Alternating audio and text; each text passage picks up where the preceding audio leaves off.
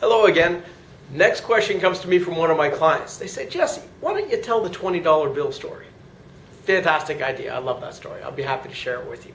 So the question comes, how much would you pay for a $20 bill? Now, when you ask this question to people individually, they give you a rational answer. Well, generally you pay less than the value of the $20 bill for the bill.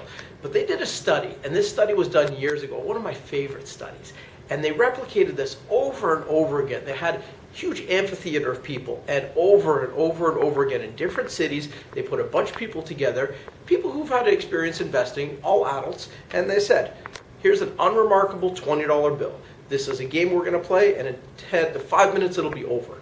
What will happen is we're going to start the bidding at $1, and someone is going to bid the highest bid, and that's when the game will finish. There's no tax implications. It's just pay us what you think you'd like to buy this $20 bill for.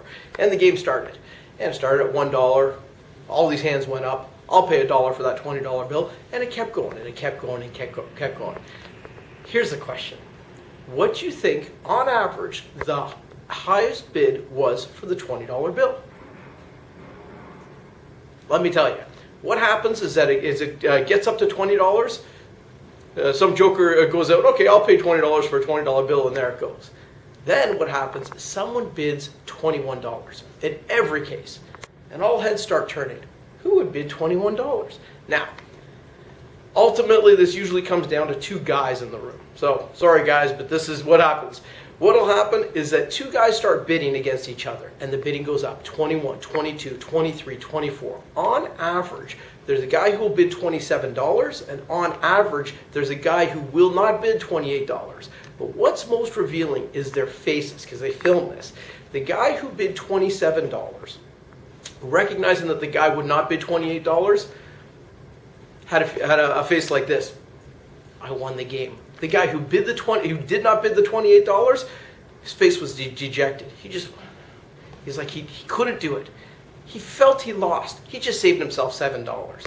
That's the psychology of what we do with money when we're in a group situation. So keep this in mind. Learn this lesson. It's a very important one.